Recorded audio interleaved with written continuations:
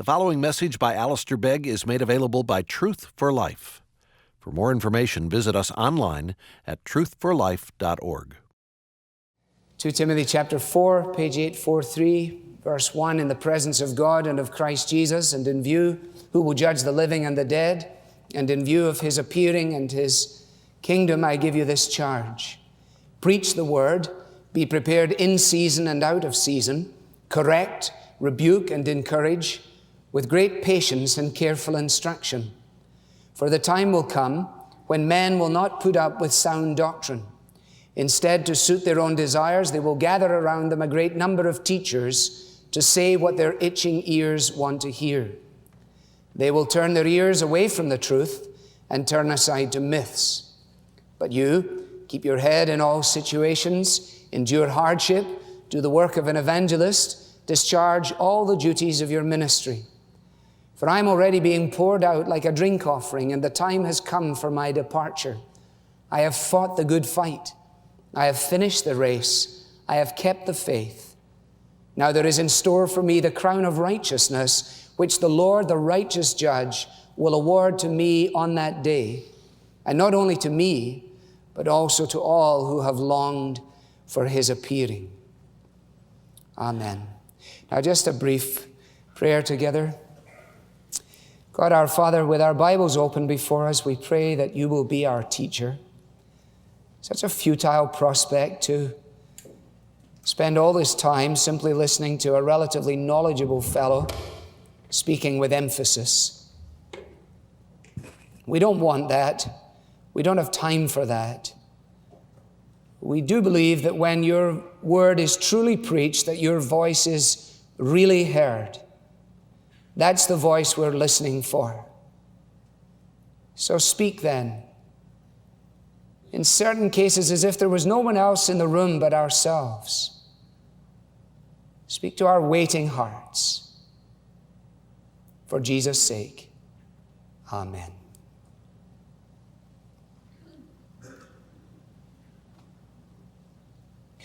A week passed on Friday evening.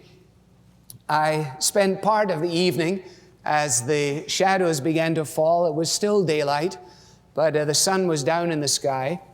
And I went to a seat that has become one of my seats now. When I think of places that I like to go and sit, this is one of them. It's in the graveyard of St. Peter's Anglican Church in Addingham, Yorkshire. It's a wooden bench that was left as a memorial to somebody, and it's down at the end of a long pathway that is essentially a corridor in between some ancient tombstones. And I sat there last Friday evening purposefully, listening to the choir, trying to get itself organized for Sunday, and also waiting for the bell to toll in the clock tower above me, and seizing the opportunity to move amongst the tombstones in the graveyard, and because to reflect upon the very transience of life and its frailty, not out of a desire to be morbid, not out of any feelings of melancholy at all, simply as an opportunity to recalibrate things. I like to listen to the bell ring. I wish we had a bell tower here. I like it when it rings, just one stroke on the quarter of an hour, a little more on the half hour, and then dings out the hours, pealing out over the thoroughfares of life and over the occasions of men and women's scurryings here and there, and marking the fact that our times are going by, reminding us that our lives are like a morning mist that, as I arrived this morning in the earlier hours, was over the golf course here as we came down Pettibone Road, but I can guarantee has long since passed. That, says James, is what our lives are like. And while we know that the future comes in at the rate of 60 seconds a minute, the fact is that the older we get, the faster time seems to go by. I don't fully understand that. I've been thinking about it this week. I don't know whether there's anything in the notion that when you're 5 years old and you have another birthday and you turn 6, a fifth of your life has just gone by, 20% of everything you've known so far. But when you're 50 years old and a year goes by, only 2% of all that you've known has hastened past. And there is something about the reality of death and its prospect which brings clarity to the living of life. Strangely enough, that is one of the reasons that we want to steel ourselves against the prospect of death, because most of us do not want to think seriously about the issues of life. We want to live as if there was no yesterday and no tomorrow coming, and we can live simply in the moment for the now and squeeze all the juice out of it that we can, and then we'll deal with tomorrow should it ever come. But when we think for a moment or two, we realize that is unrealistic. Because very soon the camping trip of life is going to be over. The tent is going to be folded up, that's our bodies, and packed away. And we will head for an eternal dwelling, which the Bible says will either be in the presence of Christ, which is heaven, or absent the presence of Christ, which is hell. And in the meantime, as we walk this earthly sod, each one of us is leaving a legacy. Leaving a legacy. And I want to talk to you this morning about the legacy that you and I are leaving. The Bible is replete with information regarding this, not in this striking way that it is put down, but nevertheless, you turn, for example, to the life of Jacob in Genesis, and he says to those around him, I'm about to be gathered to my people, therefore come here, I want to bestow my blessing on you, and I want to give you my instructions. Joseph pulls his feet up on the bed, and he says, I am about to die, therefore listen very carefully to what it is I have to say.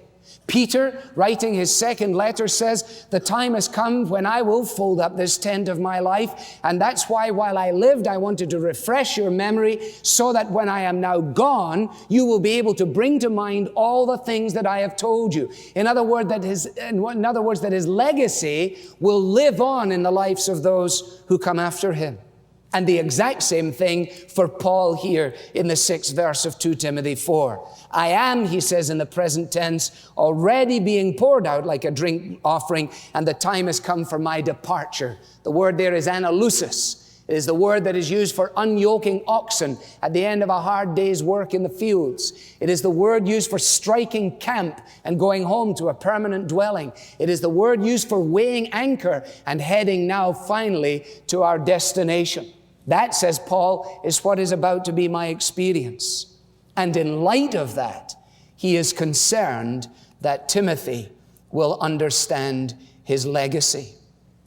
Now, I'm using the phrase legacy or the word legacy in its figurative sense, not in its literal legal sense, which of course is the bequeathing of money or property via a will or a last will and testament, but rather in a more figurative fashion, simply using it to designate something that is handed down to those who follow. Now, how have I arrived at this? Because you say, well, I thought we were in a series in Philippians. Presumably, you didn't just do your preparation. Well, that's true. I didn't do my preparation. But the reason I didn't do that preparation was because in the events of the last 9 days, I determined that it would never be useful for me to do that in relationship to this Sunday morning. Because so many things have come across my path in these last 9 days to arrest me in this issue of a legacy that it is incumbent upon me to convey it to you. Little things, simple things, the kind of things that have happened to you this last week. Nothing that is unique to me, as if somehow or another I would teach from my own experience, not for a moment. Things like this. Invited for lunch on Wednesday to the Glass House near the home of William Wordsworth of old. There with good friends from the past who tell me that their son will be joining us. And so he does. And Ronnie arrives in the company of his wife Elspeth and in the company of a little bundle this size, 8.5 months old, called Fiona. Beautiful blue eyes, big cheeks, and her hair scented with Johnson & Johnson baby shampoo, you know, that distinctive baby smell. And so I took this little bundle in my arms and I held her up close to me. I looked at her fingers, I sniffed her hair, and in doing so, I looked across her tiny frame into the eyes of her father, thinking, her father? Ronnie's a father? Ronnie was this high when Sue and I went to Hamilton. He used to come by after school in his shorts with his school cap on, looking for a biscuit or looking for a drink of orange juice. And now he's a father, and he has Fiona, and he's supposed to look after his wife. Am I really getting that old? Is the time going through my fingers this fast? So by the appearance of some and by the departure of others, this has struck me. When I speak at Keswick, and it's the fourth time I've had the privilege of doing so now, I take my J.B. Phillips New Testaments. I have 2 of them. And I have people sign in them, my colleagues in ministry, my mentors in ministry, perhaps would be better to say. And I have there, for example, Keswick 98, and then they all signed their names on Friday morning. And as I went round the circle, and in some cases at the breakfast table, and said, would you please sign this for me? My eyes looked not only at their signature, but my eyes looked across at the last Keswick I attended, which was 93. And there are the names of people who are no longer present. Last time I was there, they signed. This time, they're gone. What have they left? A legacy. Names that are irrelevant to you. Even if I mentioned them, it wouldn't mean anything. I could spend a long time impressing the people on you. But it really wouldn't matter that much. But the fragrancy of their legacy stirs my heart.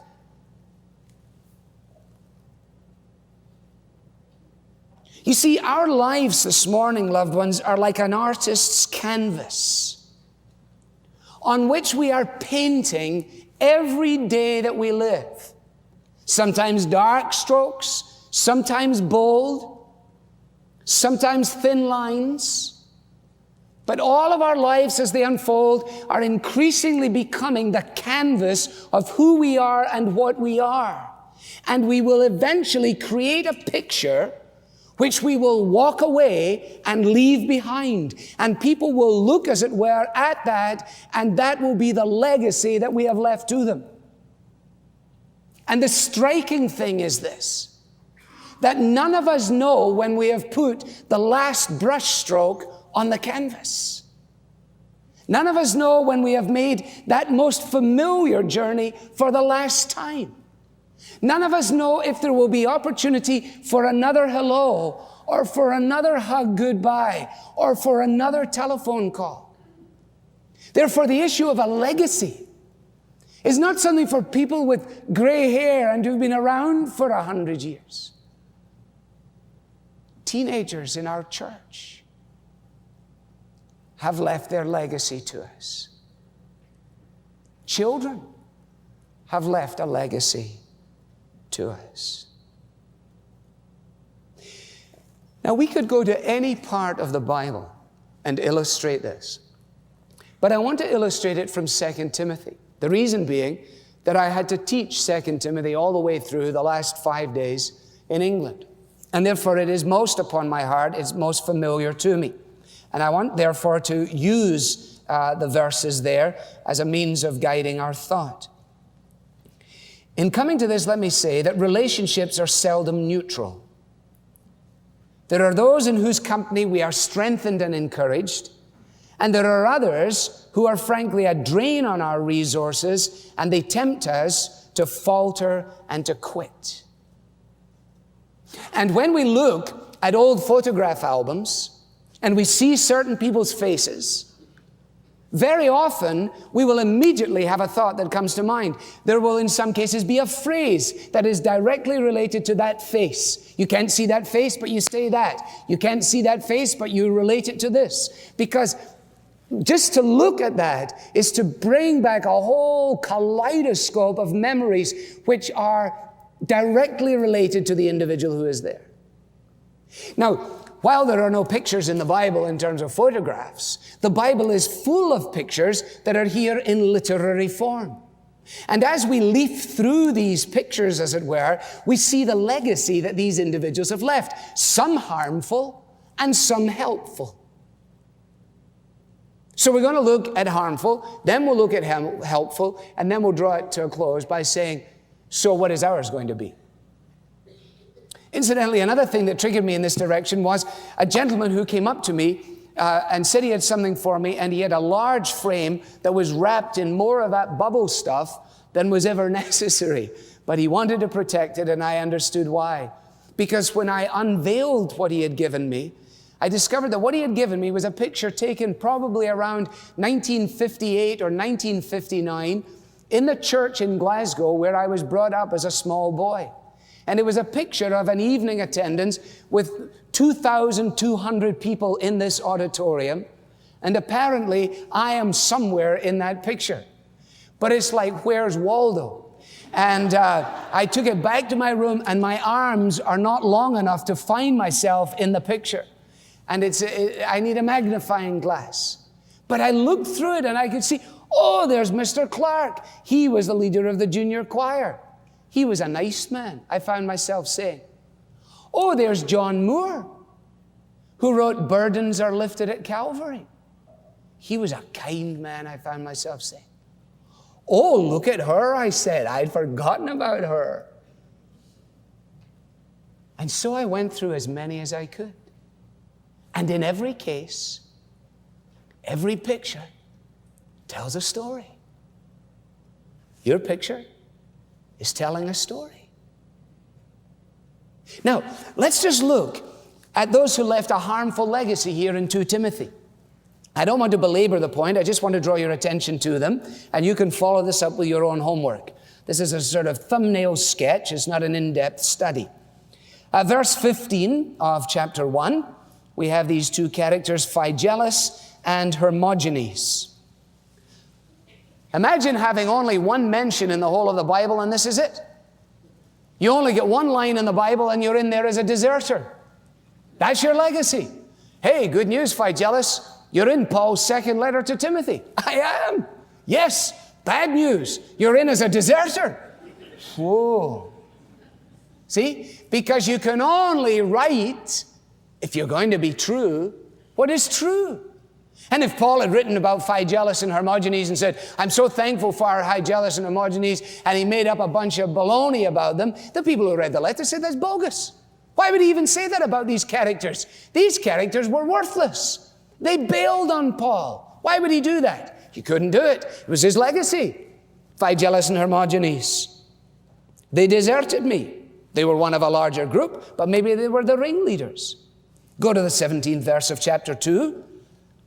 And you have Hymenaeus and Philetus. Not described in the most glowing terms, I think you will admit. Their teaching will spread like gangrene, like sepsis from a wound. Ugly, disgusting thought. And among them are Hymenaeus and Philetus, who have wandered away from the truth. When you're around these people, they give you blood poisoning, he says. That's their legacy. Anybody that comes in contact with them has to have pieces of themselves chopped off. Demas, chapter 4 and verse 10. Do your best to come to me quickly, he says to Timothy, for Demas has deserted me. Legacy. You write Demas, you write desertion. Demas has bailed out on me as well. Now, had he bailed out on Christ? Well, I think probably so. But the inference here is not that so much as it is the sense of personal pain that Paul feels in relationship to the fact that this individual who was his friend, who was his co-worker in the gospel, just left him. And now when the word Demas comes to mind, the very next word that comes with it, the verb that goes along with the noun, is desertion. Demas deserted. What about Alexander in verse 14? Alexander the metal worker did me a great deal of harm.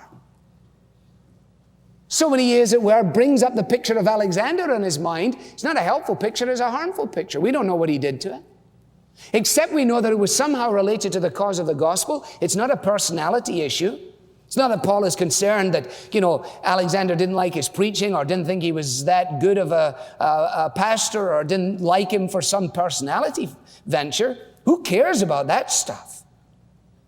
No, he says, Alexander did me a great deal of harm, and you should be on your guard against him because he strongly opposed the message.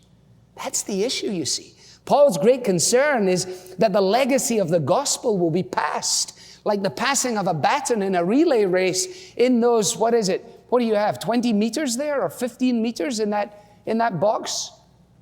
I don't know what you have. It's a short distance. And you've got to get it out of your hands and into their hands. And if you don't do it then, it doesn't go. Or if you drop it then, it doesn't go. And there's little time to drop it and pick it up, as many of us have found to our great disappointment. And when he thought in terms of that, and he brought Alexander's picture up to mind, he said, he harmed me. And what about the crowd in verse 16? At my first defense, no one came to my support. No one came to my support. Isn't that a dreadful thing to have in your recollection? You go back through your journal, as it were. Do you keep a journal?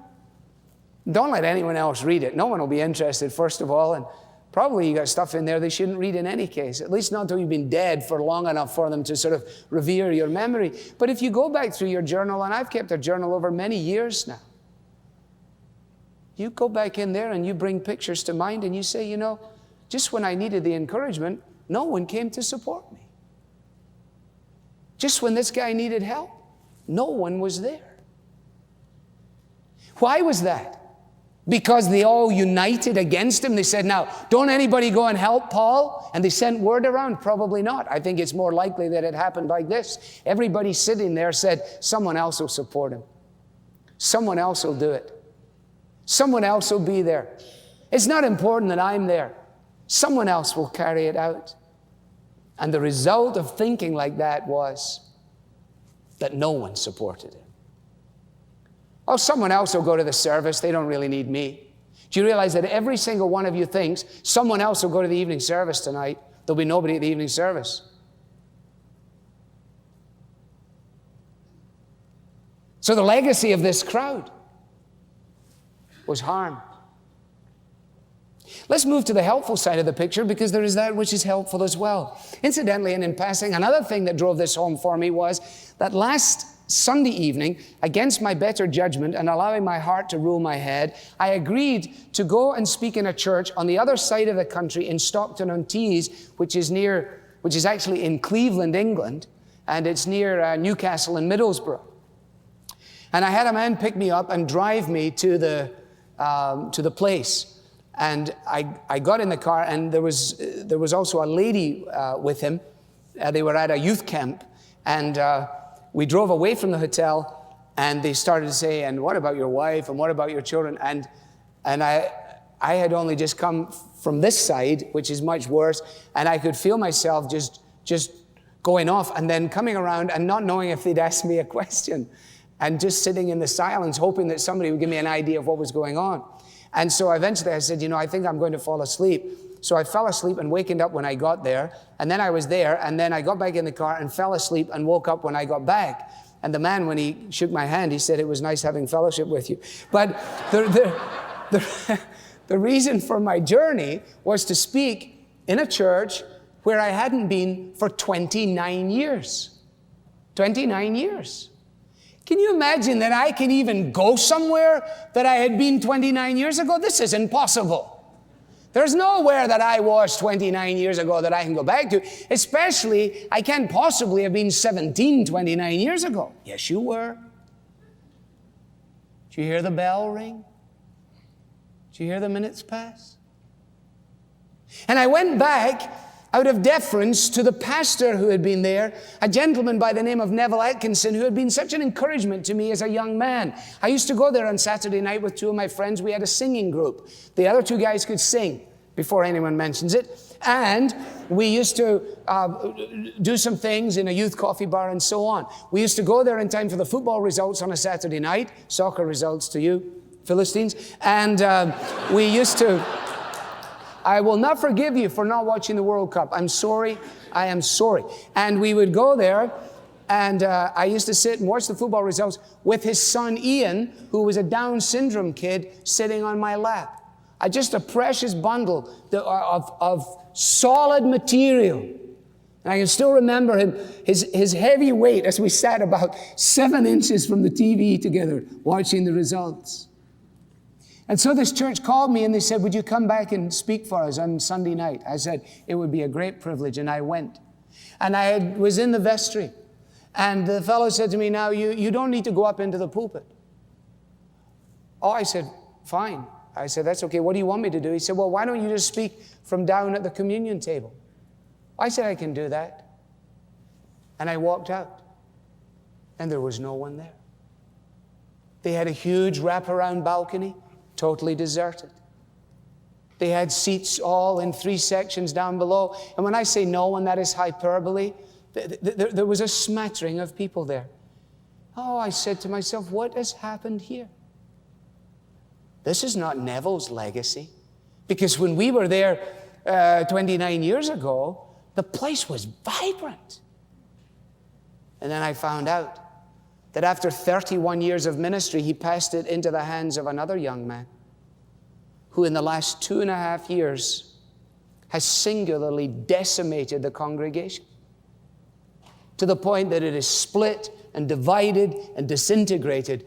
And what I was speaking to was simply a remnant. I don't know his name, and if I knew it, I wouldn't tell you it. But I do know this, that his legacy is harmful. What about yours? What about mine? What if they wrote our epitaph tonight? What if we were in tomorrow morning's Plain Dealer, in the obits? And you're not going to waste a lot of money on those things. I told my wife that. Don't get my photograph and stuff in there. Just get a line and a half, just something, you know. Like the lady whose husband died, and she phoned up the newspaper. She didn't want to spend a lot of money on it. I think she was Scottish. She said, my husband died, I need to put it in the newspaper. So the fellow says, well, what do you want to put? She said, put Hamish died. So the guy says, well, you know, there's a minimum number of words. I mean, you want to put more than that? She thought about it for a moment. She said, well, put Hamish died, Volvo for sale.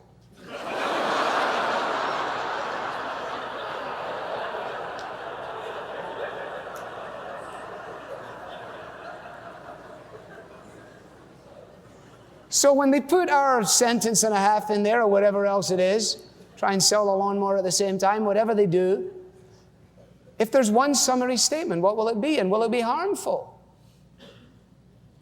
Or will it be helpful? Come to the helpful side with me and I'll go through this quickly. Helpful. Look at verse 5 of chapter 1. What a helpful legacy was left by Lois and Eunice, the grandmother and the mother Eunice. I can't tell you what a wonderful thing it is to have a godly heritage. We shouldn't think for a moment that Lois and Eunice were self-aware in relationship to this. The sincere faith which lived in your grandmother Lois and in your mother Eunice, I can't imagine that the grandmother would come over to the house and say, Timothy, now here I am, your godly granny's here.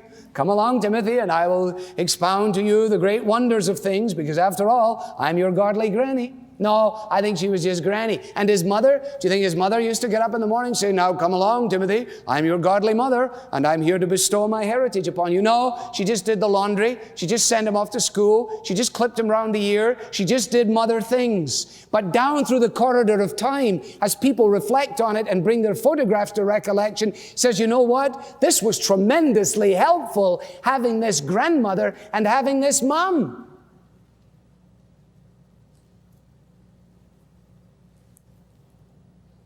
And some of us haven't had that. But we may have had it in a Sunday school teacher or in a Bible class leader or in someone who was influential like that. And that is our heritage. And their legacy is wonderful.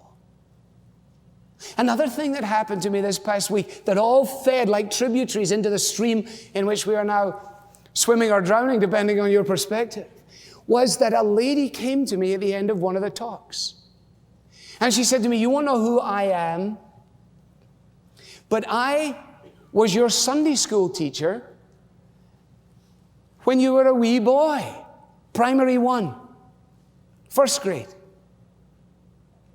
Oh, I said, I don't remember you, and I don't remember your name, but I have known all of my life that there were 2 ladies who taught me in the room that was like underneath the platform because the platform was extremely high. And she said, "Well, my name was Margaret Hadsley, and the other lady's name was Rita Haxton." When she said the name, I knew them, I remembered them. And I said, I only remember 2 things about that Sunday school. One is when the big fat man sat on the children's chairs. Now, I understand big fat man is not politically correct. Translate it in your own head, all right? But he was a big fat man. And he had no right sitting on these little collapsible chairs because he collapsed them in a way that they weren't supposed to collapse. He went down like a ton of bricks, and that's one of my vivid memories. I remember dashing over to help him. No, I don't. I remember just killing myself laughing that this guy just went butt down on the floor. I thought it was one of the best things that had happened in the Sunday school for many a week. Because I was really into that Sunday school. Whoa, yes.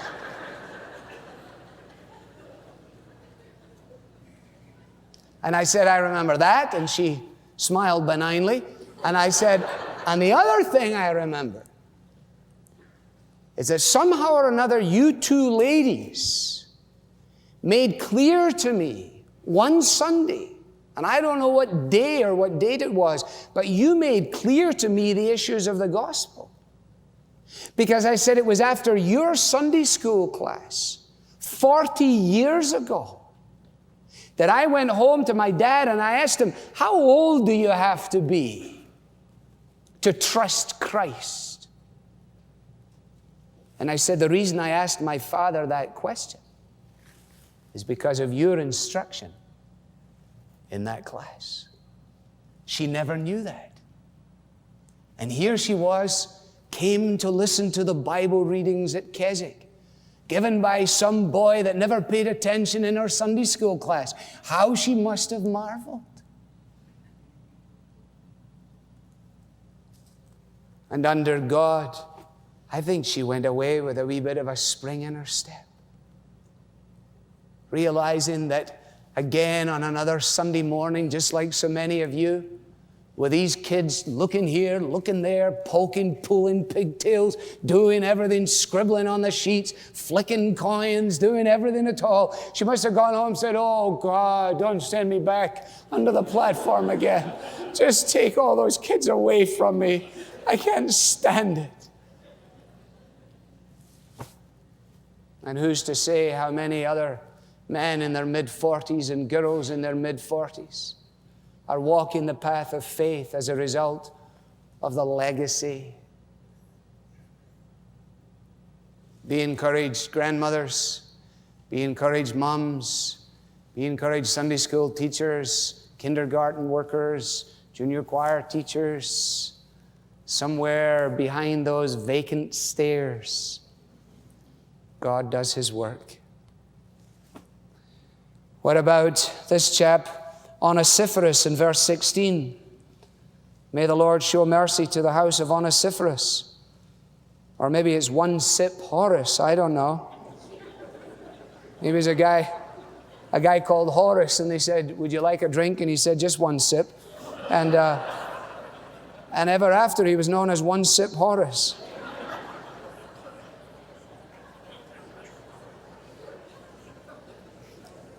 Now, please don't send me letters about this. Cut me a bit of slack. All the wires are not joined up this morning. So they weren't joined up the last time we heard you either, but what was your excuse then? But look at this guy, Onesiphorus. He often refreshed me, wasn't ashamed of me, searched hard for me, and helped me in all kinds of ways. What a legacy. Often refreshed me, wasn't ashamed of me, searched hard for me, and helped me in all kinds of ways. I like that, don't you? What about Timothy himself, to whom the letter is written? When Paul writes to the Philippians in 2:20, he says of Timothy, I have no one else like him who takes a genuine interest in your welfare. He's my main man, he says. That's him. When I think of him, that's his legacy. Go back into chapter 4 and look at what we're told of Luke. In contrast to the desertion of Demas, we have the loyalty of Luke in verse 11. There's no indication here that Luke was a great evangelist or a wonderful Bible teacher. Indeed, the whole inference is that he was none of that, but that he was marked by fidelity, by loyalty, by integrity, by humility, and he had lived his life over the long haul. You see, long after people have forgotten eloquence, and long after they have ceased to read whatever cleverness any of us may have been able to commit to the printed page, long after cleverness and eloquence are gone, human kindness will live on in the lives of people. People remember kindness. And my sister will bear this out. But when our mother died, and all the people sent the notes, with Isaiah 40 on it, and Isaiah 26:3, and Philippians 4, and John 14, 1-6, all of which was very, very helpful. I don't think any of us remember any of the notes or anything about them. I'll tell you what we do remember. We do remember the lady from round the corner who kept coming back with another pile of freshly completed laundry. And when I think of her, what a legacy. I don't fall into this trap of thinking, the key to success in the Christian life is being a teacher, is being a front person, is being a notorious person. Just think about your body. Think about your renal function. Think about your neurological function. Think about the double circulatory system of the heart. How much of that is out for public display? None.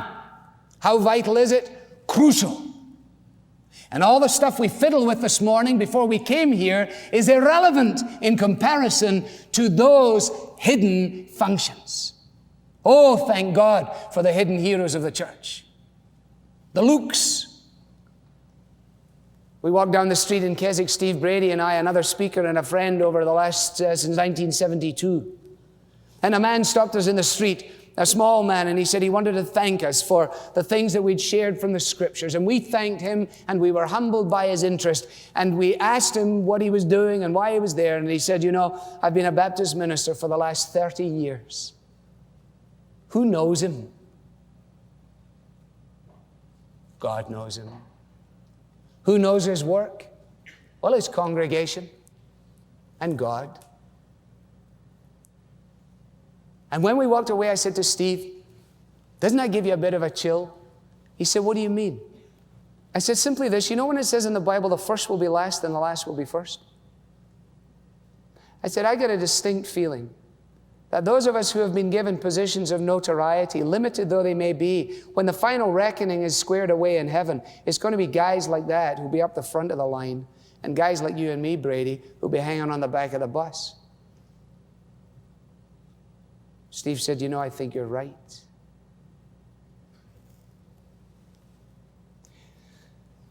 Now, our time is gone. I need to come just to the final thought, but you'll notice that Mark is there and he's helpful, and Tychicus is there and he's helpful, and the crowd is there at the end between verse 19 and 21. Priscilla and Aquila and Onesiphorus and Erastus and Trophimus and Eubulus and Pudens. Love the name Pudens, don't you? Whether that was a guy that was really fond of dessert or not, I do not know. But nevertheless, he's there. Might have been a lady called Pudens. It's a great name, Pudens. You can tell I've really done a lot of in-depth study on this, can't you? Yeah. So I'm really digging deep into the material. Well, there we have some with a harmful legacy, some with a helpful legacy. The question is, what about you and me? And with this, I draw it to a close. How are we going to establish this? Number one, determined to live so as to be missed. Determined to live so as to be missed. But to be missed for the right things. to be missed for the right things. Don't let's be missed at meetings because the meetings go so well without us. People are going, that was a great meeting tonight. Seemed to go very smoothly. I don't know what the difference was. Oh, yes, I do. He wasn't here. She wasn't here. You don't want to have people look up cantankerous in the dictionary and your face comes up beside it. Be missed. Live as to be missed.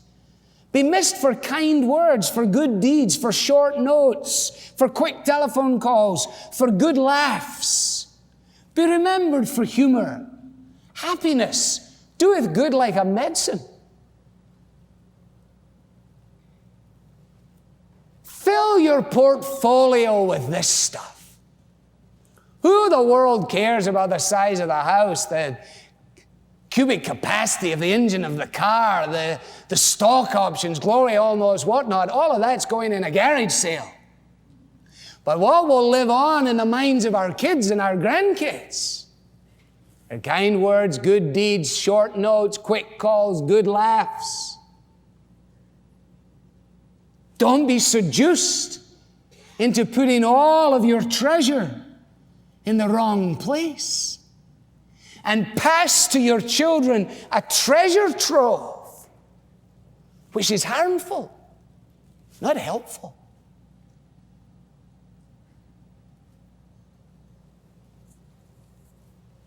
Secondly, do not underestimate the impact of a solitary life lived to God's glory.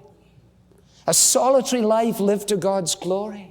Don't let the evil one come and say to you, well, nobody really knows you and you're not really significant and what you're doing and where you're going is largely irrelevant and nobody really cares and so on. Hey, tell old smutty face to go back where he belongs. And say with the words of the Anglican bishop, as I do regularly, well, Lord, I may not be very much, but I am one. And I can't do everything, but I can do something. And what I can do, I ought to do. And what I ought to do, I will do. I'm reading at the moment the book that the children gave me for Father's Day, the biography of Jack Nicklaus. I'm on page, just for your interest, 339. And there's a wonderful statement in here concerning Barbara Nicklaus, whom I met just once at St. Andrew's golf course. And she seemed a nice lady that day too. But this is what a journalist says of this girl, Barbara Nicklaus. Lee Neal had surgery once in Miami. Who drove her down and back twice? Barbara Nicklaus. Lee Neal once broke her arm in 4 places. Who drove her to the hospital? Barbara Nicklaus. When young Jackie was 4, he cut off half his finger in an ice crusher. Who saved the finger by not panicking and getting him to the doctor so it could be sewn back on? Barbara Nicklaus. When Bruce Fleischer's wife was in the hospital recovering from surgery, Barbara Nicklaus drove down to Miami regularly with home-cooked meals. When her great friend from Columbus, Janice Savick, was dying of cancer, she entrusted Barbara Nicklaus to give everyone their marching orders before passing on. When Laura Norman needed someone to lean on when her husband Greg was getting ripped in the press, she sought the advice of Barbara Nicklaus. And speaking of her help and her influence within the home and her support of Jack Nicklaus is a wonderful, tremendous illustration. She says, if I can't fix it, we call a repairman. Right after we got married, I asked Jack to put up a cup rack for me. Mind you, it was 3 screws. 45 minutes and a few choice words later, his shirt was wringing wet and he still didn't have the screws in. And it goes on to talk about the influence of her solitary life. Now, I don't know where she is in relationship to faith. I'm not using it in that respect. Just talking about the impact of unseen people. In the same way, Bobby Jones. Nobody knows the name of Bobby Jones unless you're into golf. Bobby Jones dies, and Nicklaus, reflecting on the death of Bobby Jones, with whom he had sat ever since he had won as an amateur in the early days of his career, he says, I wondered how my own life might have differed without Bobby Jones' inspiration and friendship during my early years, and decided I would surely have been a lesser golfer and probably a lesser man. Why? Because of the legacy left by a solitary life. Determined to live so as to be missed. Don't underestimate the impact of a solitary life. Live to God's glory particularly. Penultimately, if you're going to be remembered as one of the crowd, make sure it's the right crowd. Say, well, I don't think my name will be isolated from the group. That's okay. But make sure it's in the right group. Make sure it's not in verse 16. No one came to my support. Make sure it's in verses 19 to 21 with Linus and Claudia and Puddins and the rest. And finally, in prospect of leaving a legacy, determine that with God's help you will seize the day, because we never know when we've just made our final deposit into the legacy that we're leaving behind. Can I tell you just one final story? Because it's all again in this confluence of these past few days. 23 years ago, I spoke at a conference for missionary candidates and missionaries with the Overseas Missionary Fellowship. It took place in Pitlochry in Scotland. And the folks who were there were a fairly high-level group of individuals in the sense that they were well-educated. Many of them were medics, and quite a number of them were theological students. And they asked me to speak on mission in the last days. And I, in my foolhardiness and youthfulness, determined that what I would do is I would expound 2 Peter, which has 3 chapters, and there were 3 talks. So I figured I'll do 1 chapter at a time. The first of which was to begin around 9:30 on the Friday evening, after everyone had worked or studied for a full day, dragged themselves to Pitlochry, had a meal, and then sat down in rows and waited for this fellow to stand up behind the box. I was totally overawed by the prospect of it. I was in my room in the center by myself, and I felt very much then the way I used to feel before physics and chemistry exams.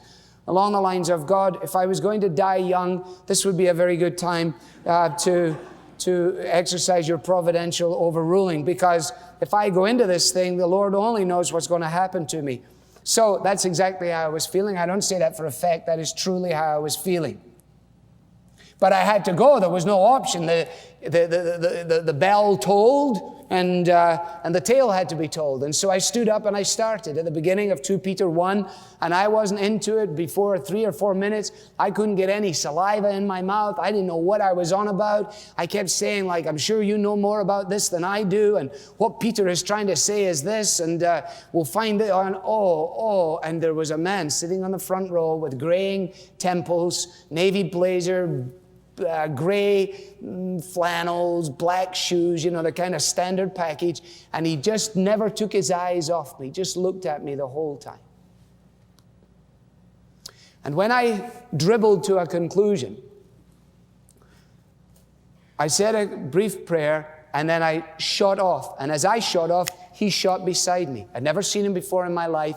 And as I went away, I was conscious of an arm around my waist. This man put an arm around my waist and he started to walk with me. And he didn't let me go my own direction. He spun me around and he took me behind the bookstall. And he trapped me in the corner of a cabinet that opened up and made into a bookstall. And I didn't know what he was going to do. I hadn't a clue what was about to happen to me. But I didn't think it was going to be very good. And I can't go into all of it now, for our time is gone, but essentially this is what he said to me. He said, I felt that I had to do what I am about to do. I don't make a habit of doing this. He said, you should know that. And he said, there was one thing you said in your sermon tonight that really lifted my spirits and was a great encouragement to me when you mentioned the idea of making an abundant entrance into heaven. He said, that was good. He said, but that was about all that was good. Let me tell you this.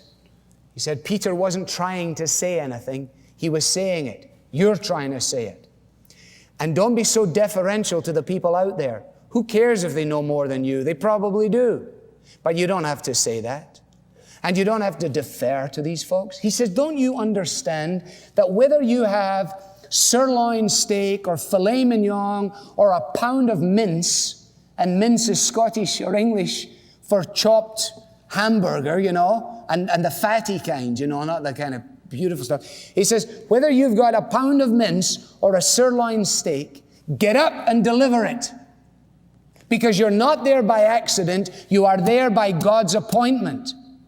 So don't let me ever hear you doing this again, young man.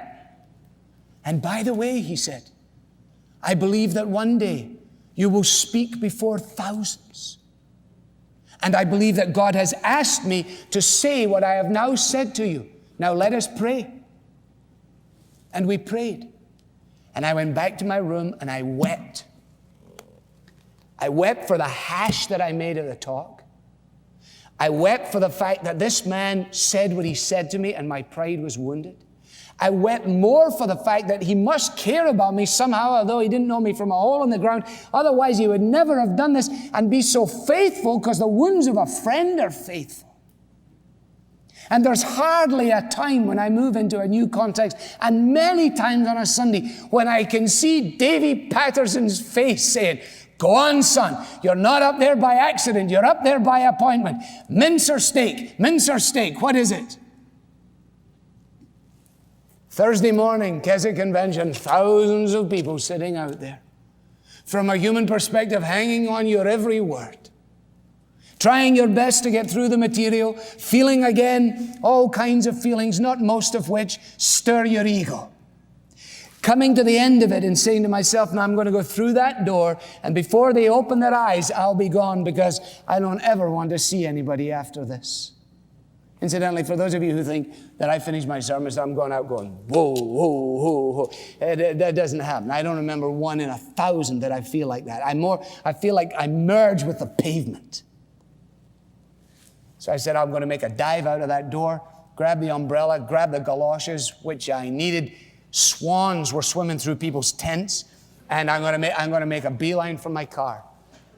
And I came through the door, down the thing, down the 2 steps, and into the arms of a gray-haired man with a weather-beaten face, wearing a royal blue cagoule, shorts, and tennis shoes. And this big bear hug grabbed me, and as he pulled me to himself, I heard the voice say, was it steak or was it mince? And I said, as I looked over his shoulder, I said, Davy, I don't know. And he's still not looking at me. His head's over here. He says, son, I told you, it doesn't matter. Until the day I die, I will revere his legacy.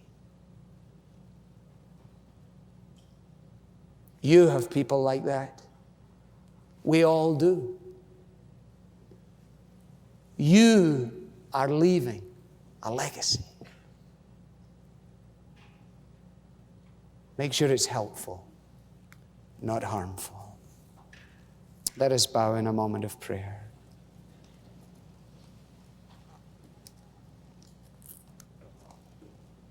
God, out of all of the abundance of these words, we pray that we might hear your voice, that your word might fill us, that your love might constrain us.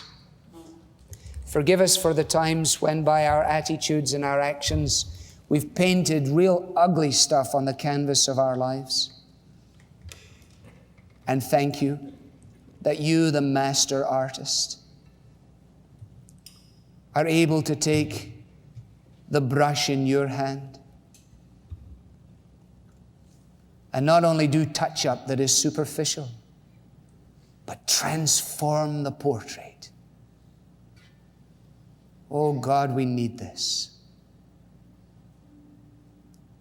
Help us then so to live that the legacy may linger, that the fragrance may be sweet, that our lives, whether short or long, will count for you rather than against you, and that our children and our children's children might arise and call you blessed. For Jesus' sake we ask it. Amen. This message was brought to you from Truth for Life, where the learning is for living. To learn more about Truth for Life with Alistair Begg, visit us online at truthforlife.org.